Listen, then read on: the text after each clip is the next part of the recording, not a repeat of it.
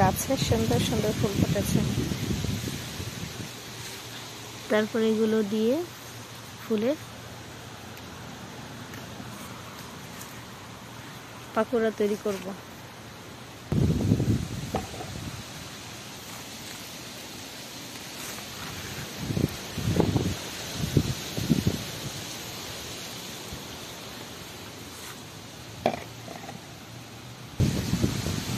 মিষ্টি কুমড়ো ফুলের পাকোড়া তৈরি করতে তেমন কিছুই লাগে না,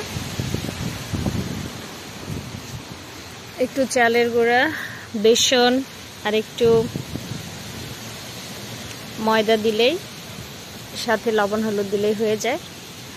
তো সকাল সকাল এরকম বাগানে এসে মিষ্টি কুমড়োর ফুল তুলতে অনেক ভালো লাগে, অনেক।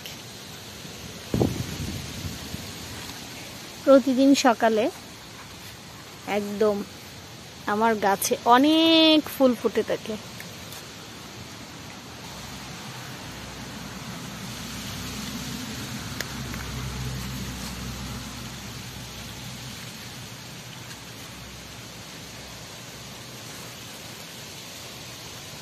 বাংলাদেশে এগুলো অ্যাভেলেবেল, কিন্তু যেখানে আমার বাগানে একটা ফুল ফুটেছে অনেক সুন্দর, কিন্তু এখানে তো সবসময় পাওয়া যায় না।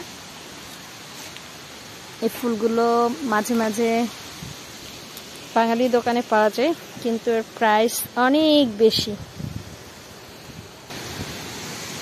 আমার মতো যারা মিষ্টি কুমড়া ফুলের পাকোড়া পছন্দ করেন তারা এরকম তুলে তুলে সুন্দর করে খেতে পারেন।